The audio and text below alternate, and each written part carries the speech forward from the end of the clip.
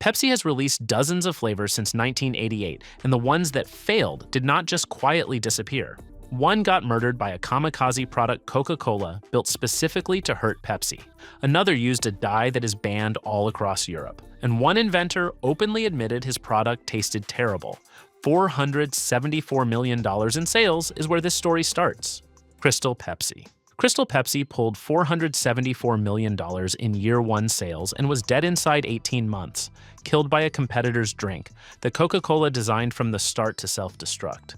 The man behind it was David Novak, who later ran Yum Brands. In 1991, Pepsi was chasing the early 90s clear is healthy trend, the same wave that gave the world clear soaps and clear deodorants. Pepsi tested over 1,000 product concepts and 3,000 different formulations before landing on a final recipe. They stripped out the caramel coloring, swapped in modified food starch, and cut 20 calories per can.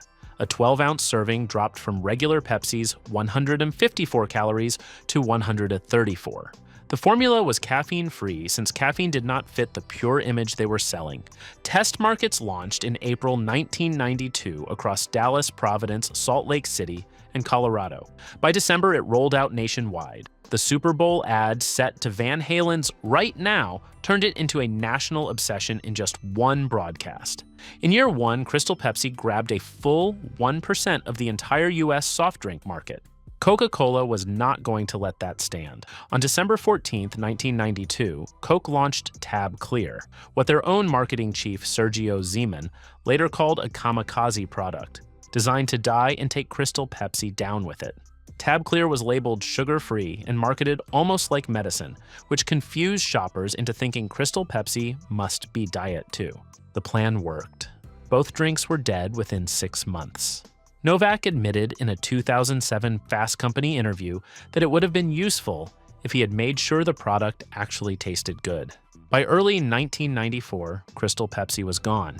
Pepsi Blue ran into a completely different problem, and this one came from inside the bottle. Pepsi Blue.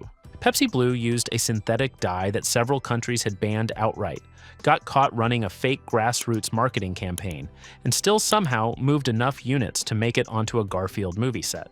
Blue dropped in August 2002 as a berry cola fusion aimed straight at teenagers. The whole project started because Mountain Dew Code Red had bumped Mountain Dew's sales 6% in 2001. Executives wanted that same energy under the main Pepsi brand. 9 months of taste testing across more than 100 different berry blends produced a flavor customers described as blueberries, raspberries, or cotton candy, with a syrupy aftertaste. Pepsi never confirmed exactly which berries were in the recipe. The color came from Blue One, a synthetic dye banned in several European countries over health concerns linked to tumor growth in lab animals. That alone pushed away a significant chunk of adult customers from day one. Marketing money poured in anyway. Britney Spears starred in commercials. Papa Roach featured it in music videos. The drink showed up in The Italian Job and Garfield, the movie. The Britney campaign alone generated over 1.2 billion media impressions in the first 3 months. Sales never followed. In 2002, Pepsi Blue moved roughly 1/6 the volume of Coca-Cola's Vanilla Coke, which launched the very next day. Then Pepsi got caught hiring marketers to post on internet forums pretending to be regular fans. People figured it out fast, and Pepsi Blue briefly became internet slang for fake grassroots marketing. Discontinued in the United States and Canada by 2004, it survived in the Philippines and got a brief 2021 nostalgia comeback, but never returned permanently. An unopened 2002 bottle now sells for around $10,000 on eBay. Every flavor on this list failed fast. The next one did the opposite. It barely made a sound and kept selling for nearly 4 decades straight. Pepsi Wild Cherry. Pepsi Wild Cherry is the most successful flavor extension Pepsi has ever made, and for most of its life, Pepsi barely spent $1 advertising it. Wild Cherry hit shelves in 1988, exactly 3 years after Coca-Cola launched Cherry Coke in February 1985. It was built as a direct counterpunch in the Cola Wars, replacing an earlier failed product called Cherry Cola Slice from 1986. The launch leaned hard into late 80s energy, fast-cut ads, bold colors, and a loud rock soundtrack. A Diet Pepsi Wild Cherry version dropped the same year, sweetened with aspartame and acesulfame potassium. A Zero Sugar Wild Cherry followed years later when Zero Sugar replaced Diet Pepsi as the main no-calorie line. The flavor survived because it never tried to be revolutionary. Cherry syrup on top of the standard Pepsi base is exactly what cherry cola fans wanted. No clear cola gimmicks, no mystery berry blends, no banned dyes. From 1988 to 2014, Pepsi barely touched it in advertising. Then in 2014, they finally threw real money behind it. TV, digital, radio, a food service deal with Little Caesars, and a sponsorship of the National Cherry Festival in Traverse City, Michigan. A spot called Explosively Cherry ran nationally, showing cherry explosions popping off in everyday scenes. In a January 2025 interview with Fortune, Pepsi's head of marketing, Jenny Danzy, confirmed Wild Cherry was posting 8% year-over-year growth, driven largely by millennial and Gen Z drinkers. 8% growth from a flavor older than most of the people drinking it. Wild Cherry quietly dominated for almost 4 decades. Pepsi Twist launched with a massive marketing budget, a Super Bowl spot, and a global rollout, and still could not crack the American market. What it did instead was stranger: Pepsi Twist. Pepsi Twist lasted 6 years in the United States, got discontinued in summer 2006, and then watched a small country in Eastern Europe turn it into the best-selling cola on the market. Twist was first tested on July 12, 2000 in Minnesota and Texas, with mall surveys handing out 6-packs to shoppers. After strong test results, nationwide rollout followed on November 5, 2001. Almost the exact same week, Coca-Cola launched Coca-Cola with Lemon, kicking off a full citrus cola arms race. The marketing budget was enormous. The 2003 Super Bowl spot featured Ozzy Jack and Kelly Osbourne alongside Florence Henderson and Donnie and Marie Osmond. Britney Spears endorsed it in 2002 and 2003 as part of her Pepsi contract. It even tied in with Austin Powers in Goldmember. The flavor itself was straightforward: Pepsi Cola with lemon, designed to feel lighter in summer. Pepsi had been making lemon cola hybrids since 1975, when the original Pepsi Light used lemon to mask the taste of saccharin sweetener.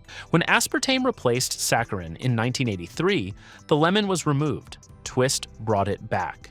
American sales dropped and Twist was discontinued in summer 2006.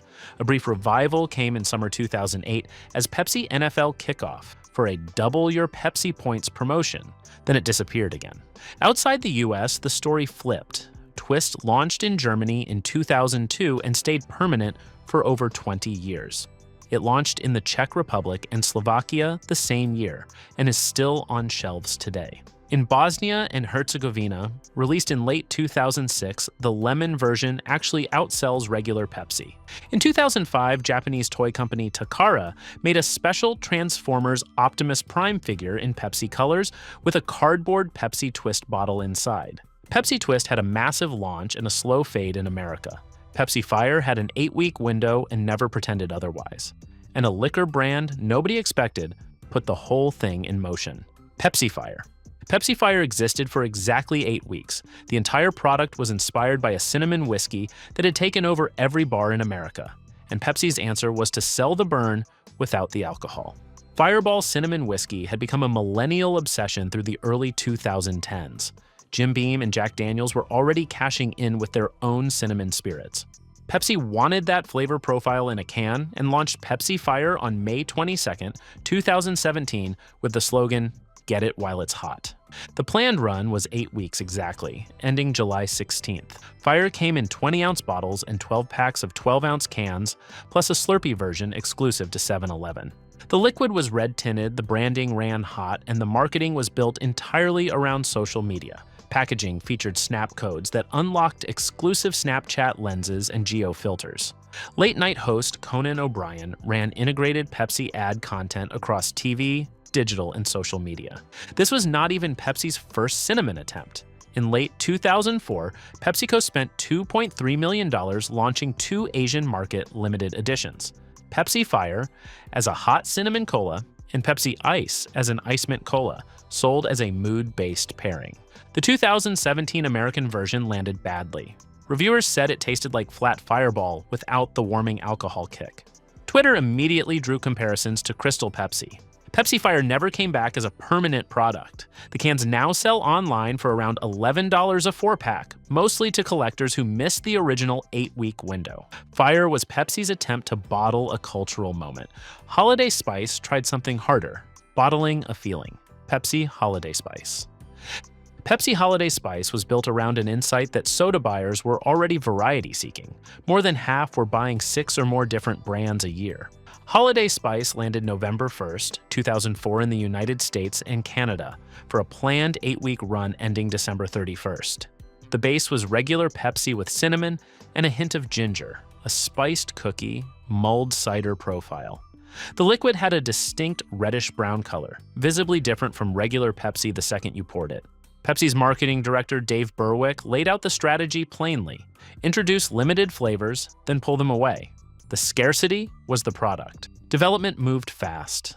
Taste testing started in summer 2004.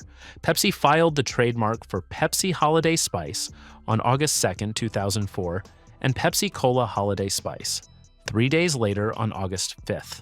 That same week, they announced 2 limited editions for the year: Mountain Dew, Pitch Black for Halloween, Holiday Spice for Christmas. Packaging leaned into the season: retro Pepsi Cola bottle caps surrounded by snowflakes, a red Holiday Spice banner underneath. Some cans included the line, "Celebrate the season with family, friends, and new Pepsi Holiday Spice." The 15-second TV commercial featured tiny elves driving a giant Pepsi truck and ended with the tagline, "Tis the Cola." It came back for a second 8-week run in the 2006 holiday season, then vanished permanently. Since then, fans have continued to ask for its comeback. In December 2024, Pepsi responded with Pepsi Zero Sugar Gingerbread, sold exclusively through TikTok Shop in 7.5-ounce mini cans.